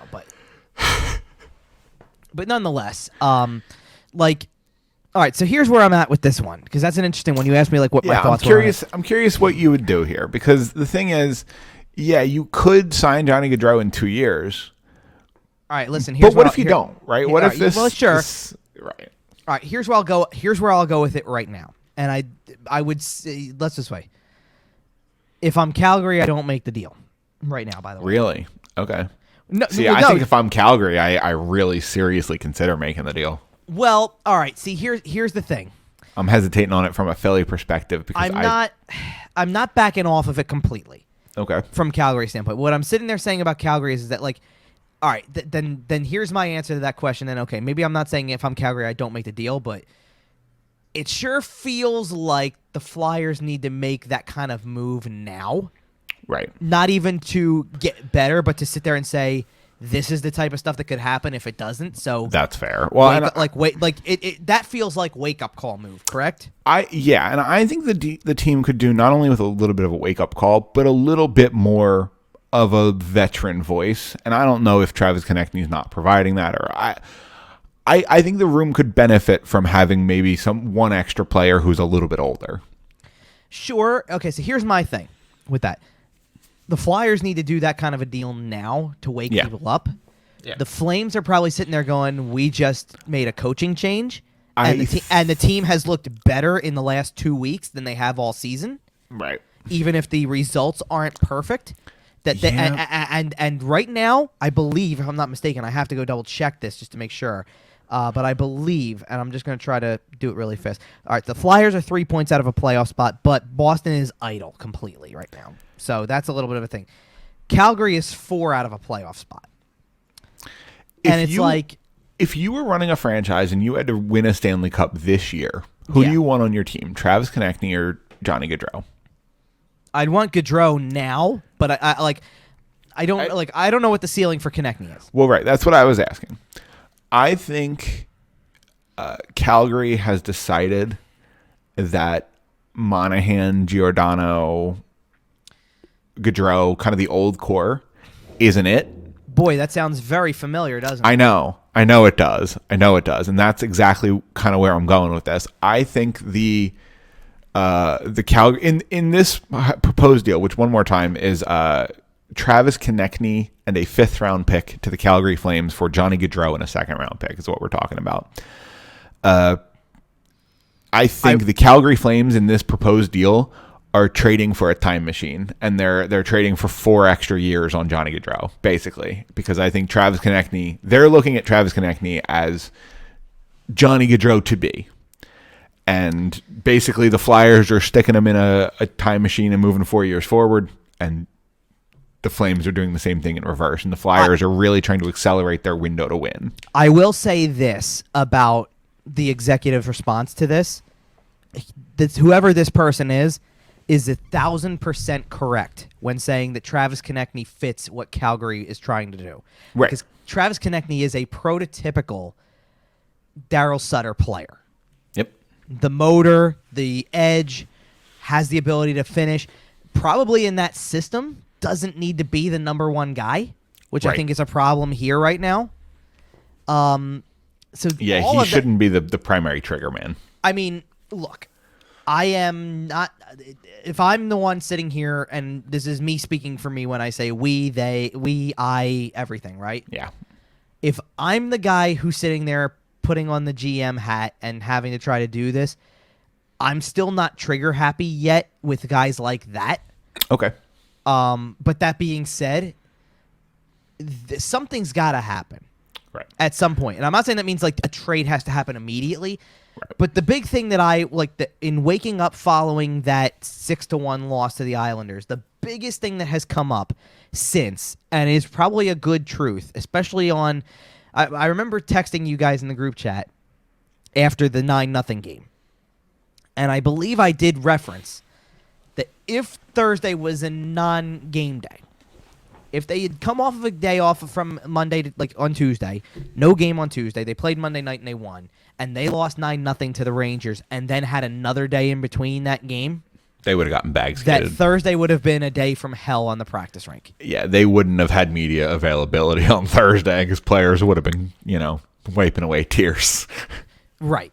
Like, that's what you need to do for quitting in the middle of a game. It would have been boot camp, and Alain Vigneault has every right to now it's wake the troops up. And now it's interesting because Saturday you played another game that, by all accounts, the word to use is embarrassing. You got embarrassed by another team. This is, by the way, the 6-1 loss or something of the sort with a lopsided defeat, by the way. This is the fourth different team in the division that's handed you a loss like this. Yeah. You've been embarrassed by Buffalo, you've been embarrassed by Boston, you've been embarrassed by the Rangers, and now you've been embarrassed by the Islanders. Yep. Maybe you're just an embarrassing team in this division, quite honestly, if that's the way it continues to go. Yeah, at a certain point, teams are going to start lining up to play the Flyers. But I will tell you, and I get that in a shortened season, ice time and trying to find that balance between playing, practice, and recovery is a fine line. I'm shocked it's an off day.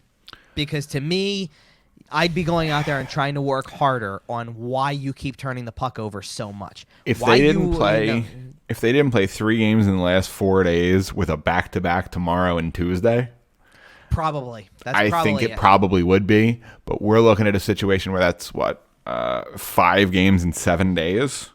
1, 2, 3. Yeah, 5 games in 7 days. How do you bag skate a team that's playing that often? I didn't say bag skate. I'm surprised they're not practicing though. I was. But like, there almost isn't a so the thing that that I'm hearing a lot of waking up, and it's 1,000% correct. Again, I'm agreeing with everybody who's saying it, and it's the one thing that when it comes to what do you do that I didn't really mention, but it's right.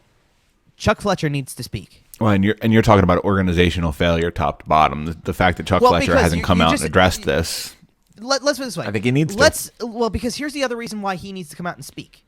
Because in the last week, collectively, from Saturday to Saturday, you've had Alain Vigneault drop 3 really notable quotes in post-game press conferences. In a situation, by the way, that does not typically produce quality sound bites. It's a lot of cliche speak, a lot of hockey especially speak. Over Zoom. Right. So you got the Saturday before, you've lost your 3rd game of the week to the Washington Capitals, and but we're trending in the right direction. Yep. That was the big one. Now, after Wednesday's game, total embarrassment. 9-0. He was as short as I've ever heard him. I mean, that press conference probably lasted 2 minutes. What, about 5'7", 5'8"? You know what I mean. The answers were as short.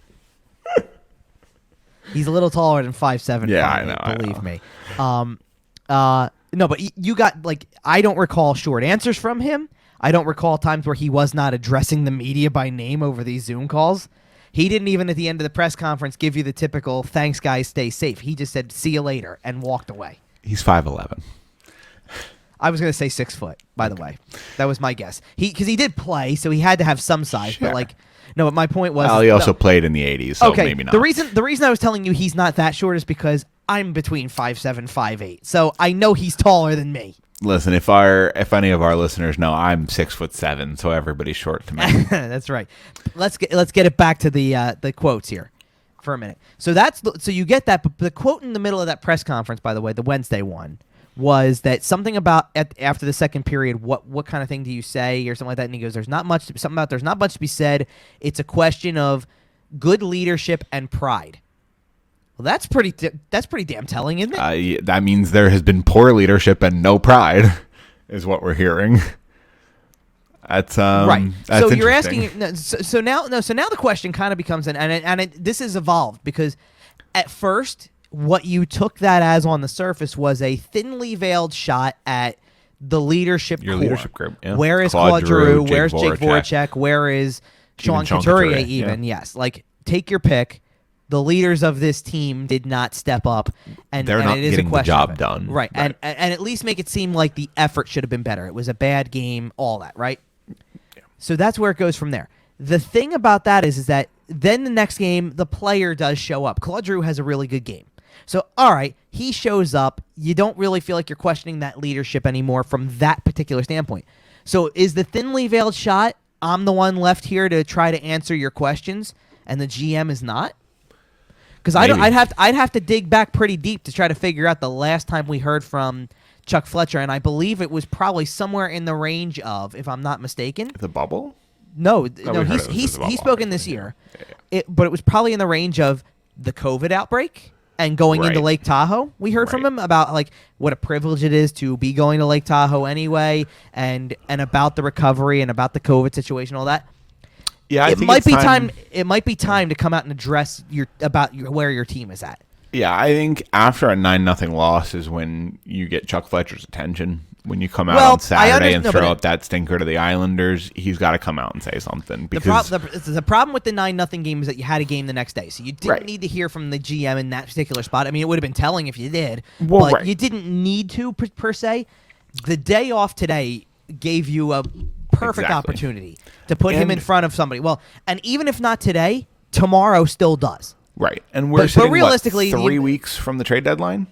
3.5? About that, yeah.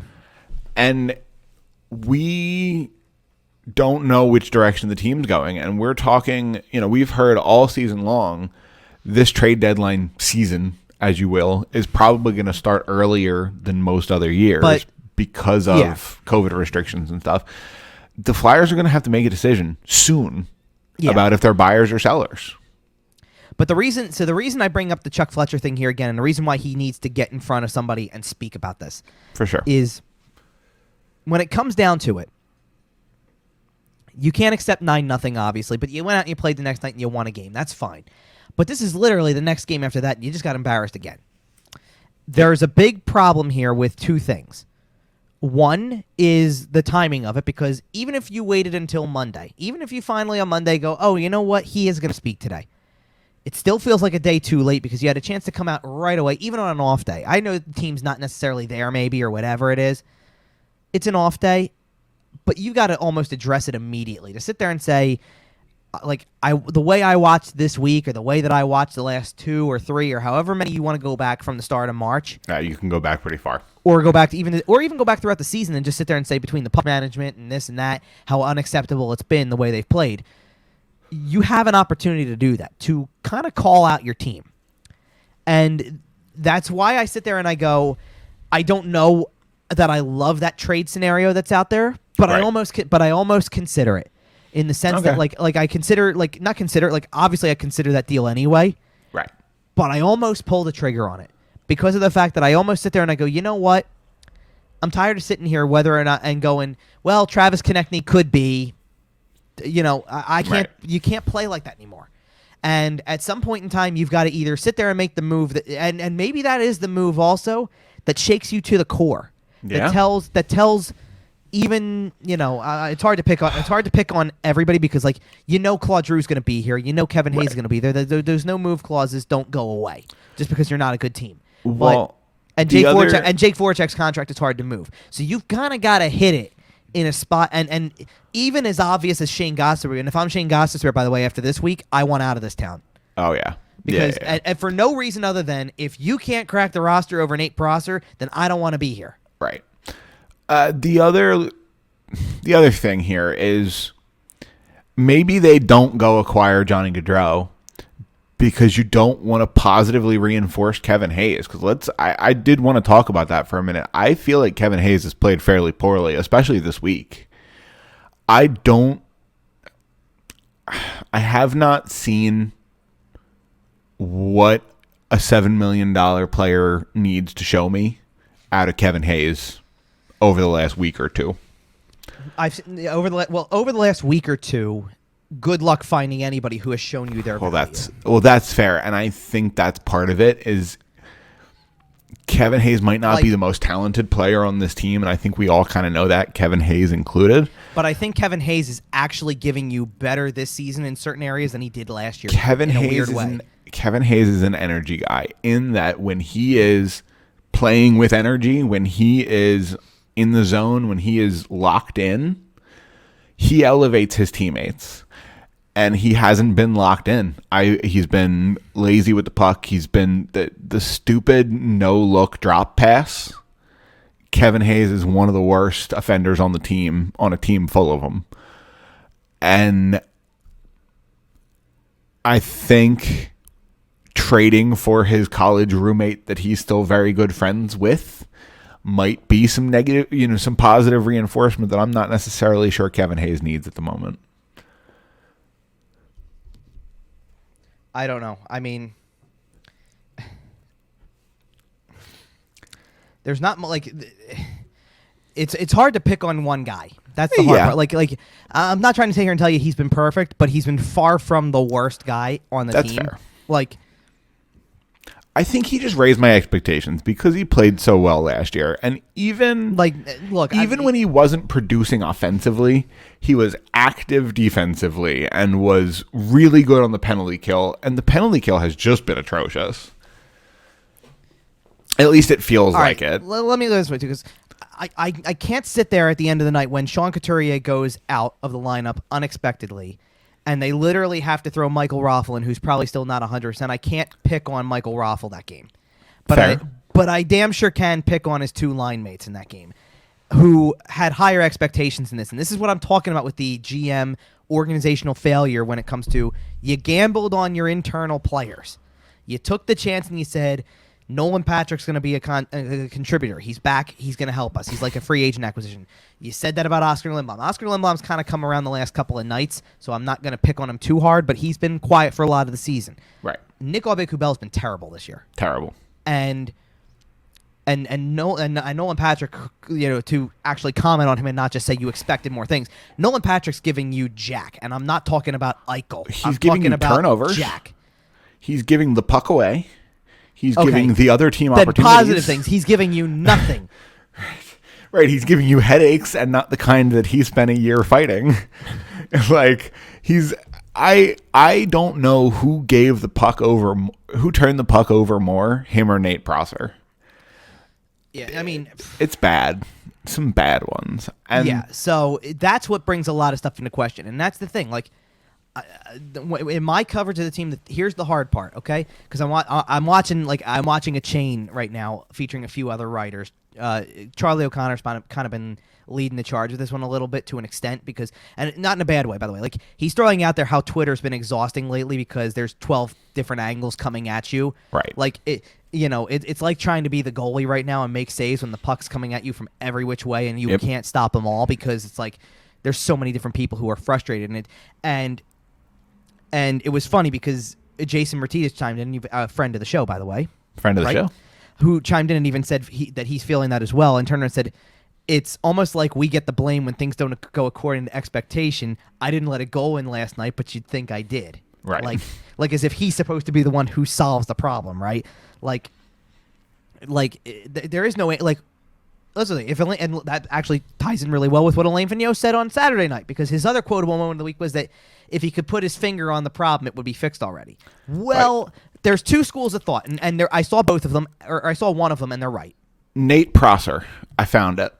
Well, that's the part. Okay, that's the thing. That yes, you can. I saw a lot of comments after that one that were, that's your job to put your finger on the problem. Right. And I don't disagree with that, but part of that also is getting a team that actually doesn't have gigantic holes. So part of it's Chuck Fletcher's problem too. Yeah. And that's another reason why people need to hear from Chuck Fletcher, because if Alain Vigneault is giving you comments like trending in the right direction and it backfires, which, by the way, I said on 97.3 the same thing, and I saw it in a couple of different other, I think Charlie wrote it at one point in time, all that type of stuff, because it's all, again, I echoed this because it's the truth. you gambled. You took a chance by saying we're trending in the right direction, and you bet on your players. You bet on the team that you had that was mostly here last year, and you said it's going to get better. These guys are good enough, is what you said. But it's going to get better, and it's not going to be as bad as it was this week. And you lost, Bad. And now you have to ask yourself, if you're Chuck Fletcher, is it worth it to push all the chips to the center of the table and say, all in right now? Give me Gaudreau and Ekholm. Let's do it. Right. Or whatever. Because that I think kind of represents the all in, right? Like if you acquire those players. And by the way, for context here, you're referencing a Johnny Gaudreau trade from a Who Says No article, which is a hypothetical fan thing. Gaudreau's been linked to Philly for years. Right. Obviously. I don't have anything there's a difference between Nashville sending scouts to the minor leagues and Ekholm's on the block and everyone knows it. Yes. And Johnny Gaudreau is in Calgary. Yeah, but it's kind of an open secret that they've been fluctuating between willing to move him and actively looking to move him. Right, but what I'm saying is that for quite a while now. But in the weeks after a coaching change and in the shortened season when you play the division all the time, I don't think they're close to trading him right now is my point. That's fair. That's fair. I don't see that having any weight to it. Right. That's all I'm saying. Yeah, but if they fall a couple more points out and they decide that they're not necessarily in it this year, I don't think they would mind. And if Travis Konechny has to sit the border for 2 weeks because he's, emigrating back to Canada. Well, that's a really good point. Well, I don't necessarily know if Calgary's too worried about it if they're downgrading anyway, right? Like if they're making that move because they're kind of done for the year. Right. In a lot of ways, if they become sellers at the deadline. And that's something that could easily happen if they fall out of the race here. But at the current moment, I think you said they're 5 points out. So it's certainly not. Oh, Calgary's 4 out. Yeah, 4 points out. I'm sorry. So it's certainly not beyond reach. The thing that Calgary's doing, and it's one of the things that we're bringing up that we brought up on Open Ice Hits actually this week is they went 2-2 this week in 4 games against Edmonton and Toronto. And you're going, okay, look where Edmonton and Toronto are in the standings, and go, you'll take the 2 wins in regulation, and the rest is what it is. Like you snagged 1 win off of each of them. Good for you. Absolutely. Well, because the point now is that Calgary's going to go on and play Ottawa and then get a test with Winnipeg, but you're going to play those teams that are kind of more in your ballpark. Right. Toronto and Edmonton are really good, and it doesn't help matters that when you play Toronto and Edmonton each time, that Connor McDavid's on another planet right now. Right. You know what I mean? Right. And it's kind of like how we were looking at the Flyer schedule last week, right? Last week on the show, we looked at the week that just came and said, okay, we just got done playing the top of the division, the Bostons and the blah, blah, blah. This is when we're going to play the teams that we should play. And the Flyers went. Well, you knew Pittsburgh was an interesting one because Pittsburgh was kind of hanging with you, right? Then Washington was going to be the where do you stand with them, and they haven't had this is do you think that anybody is really worried about Boston anymore in terms of Boston's now the team that you're chasing, and yet you can't beat them, and does anybody think that they would anyway? Right? Not right now. The current, and that's a good place to get out of here. No, I don't think this current version of the team could beat Boston. The bottom line, and this is where we are with this. I mean, it's going to be an interesting week. Certainly is. Let's this way, based on what I see on Twitter throughout the day, and the fact that we're recording a little later than normal, so usually we're kind of sitting here in the morning and we're waiting. At this point in time, it's pretty obvious that the team just issued an update on Sean Couturier, that they don't have an update, and they'll have one tomorrow. They're closed for the day. Right. It's pretty obvious that there's nothing else that's going to be happening today. No. So you're now at a point where you go, the silence is deafening today. And could it be rectified on Monday? It very possibly could. I don't, but I don't think either of us are sitting here expecting it. I'm not sitting here saying I expect it. It's a game day. I'm fully expecting the morning to be, here's Alain Vigneault, who's the goalie tonight, blah, blah, blah, and then waiting for the next, waiting for the game to take place. But that being said, that's the next opportunity. That's all we can go off of. Yep. And basically from here, every game that you play is the next opportunity. You're going to have a game on Monday. You're going to have a game on Tuesday. You're going to have a game on Thursday. And then Saturday afternoon as well. And by the time we next reconvene in a week, what could happen? It's that much. It is that gigantic of a question. And it's a Saturday afternoon game. They could trade somebody Saturday night. Well, it's crazy. I wouldn't go that far because everybody else is probably playing on Saturday night. So Yeah, I don't but know if you you're never going to dance with. I don't know if you're going to get a dancing partner on Saturday night.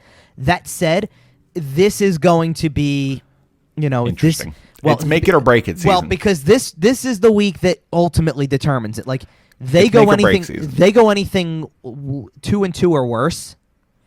They're sellers. And 2-1-1 is your absolute bare minimum to stay in the playoff race at this point.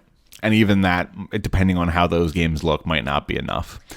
because let's be honest about the way that the schedule is structured for right now.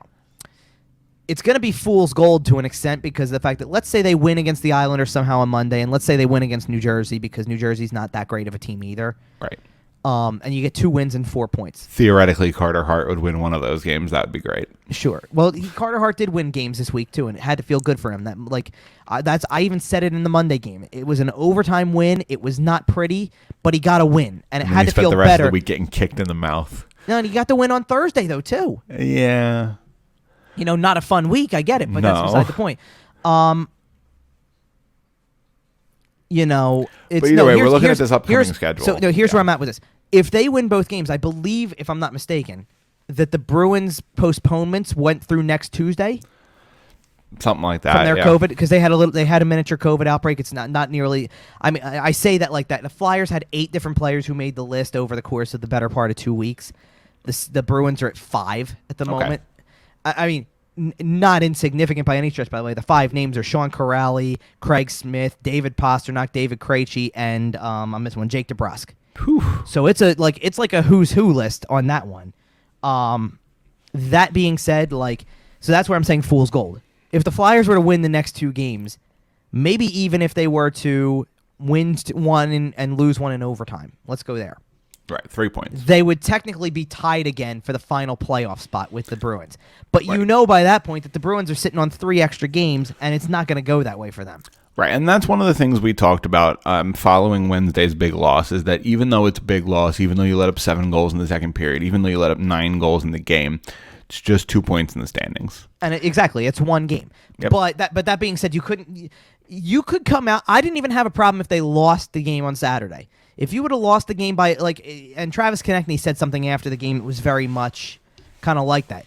If you're losing by a goal or if it's 2 goals because it's an empty netter at the end, it's one thing to be competitive in the game and lose it and kind of go, well, there's a couple things that went wrong, but good effort, good work. You were in it, right? There was an opportunity there. Right. It's another thing to go out there and consistently get your ass handed to you.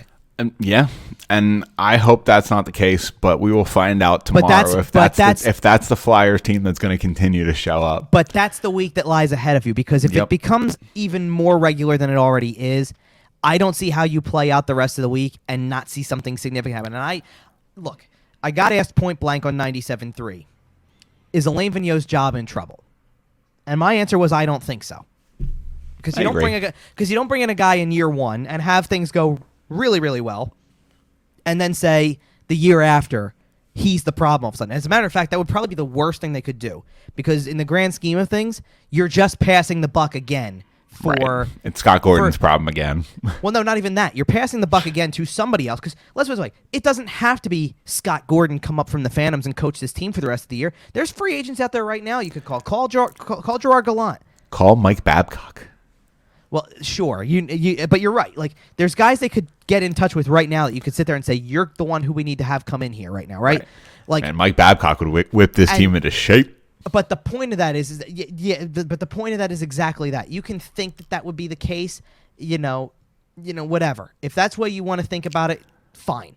But my belief is that if you do that, you are just passing the buck on a problem that has been around for 5 head coaches now. It's not the coaching staff. It is the players at this point. Yep. And your GM's problem is trying to figure out how to make trades in the middle of a pandemic. Right. Well, and then if it's the players, then at that point it becomes Chuck Fletcher's problem. Well, and we will see. Well, and then I know you were trying to get out of here. This is my last point. The thing about that is that eventually what you end up doing is you either wait for the offseason to make those trades or you're stuck waiting as contracts expire and you go, the guy just walks. right? Like the guy, like you're gonna sit there at the end of the year, and what you're gonna do is Scott Lawton's gonna go. Somebody else is. There's another guy somewhere out there who's gonna go too, who's on a 1 year. Well, Eric Gustafson's gonna go. Someone's gonna go to Seattle, and then someone's gonna go to Seattle, and hopefully it's not cheap, Yep. and you're gonna open up $12 million in cap space off of that, or more, and like, go from there. And maybe that's when you sit there and you ask the question. Is it worth it to trade Travis Konechny to get a Johnny Gaudreau in here? Something like that. Like, well, that's where it is. That's where it is. But at the very least, you need to come out and address that the current situation is not acceptable either, and that's what people are waiting for. And Chuck Fletcher needs to get in front of an audience as soon as possible. Yeah, and I imagine that will probably happen at some point here.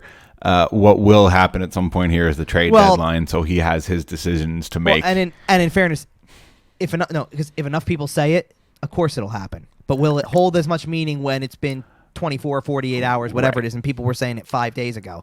That's the problem. Well, either way, we will probably hear from him at some point. And you know who else you will hear from at some point? Us next week. We will be back next Sunday. We have... And depending on what happens, maybe earlier. Wow, we'll see how it goes here. We have 4 home games. We'll see if the Flyers can turn the ship around. It was a really poor week, and if they want to stay in contention, they have to really shape up here. So we're going to get out of here. You can make sure to follow us on the socials. It's been scrolling at the bottom of the screen the whole show. We're at YWT Podcast on Twitter. You can also find the show on Facebook, Instagram, Podbean, iTunes, Google Podcast, Amazon Podcast, SportsTalkPhilly.com. Pretty much everywhere else you can find your podcast. Make sure to listen to Open Ice Hits with Hunter Brody and Kevin Durso. Other than that, make sure to follow everybody. Kevin's at Kevin_Durso. And until then, I think we're getting out of here. 4 home games. How many do the Flyers win? Who did we say they were again? Islanders, Devils, Rangers. They all blend together at some point. I will give them... I hate saying this because it's going to drag this on further. I'll give them 2 because I think that here's my honest answer. They'll beat the Devils and they'll beat the Rangers once because there's no way that they play the Rangers twice at home. Right. And after the 9-0 game and don't find a way to win 1. But well, we will see if that happens. In the meantime, I'll give them 3. I think they turn it around. Kyle the Eternal Optimist. Listen, that's how I roll. We will see. I am so prepared for it to just be burnt to the ground. We will see who is closer to correct next Sunday. We're getting out of here. See you guys.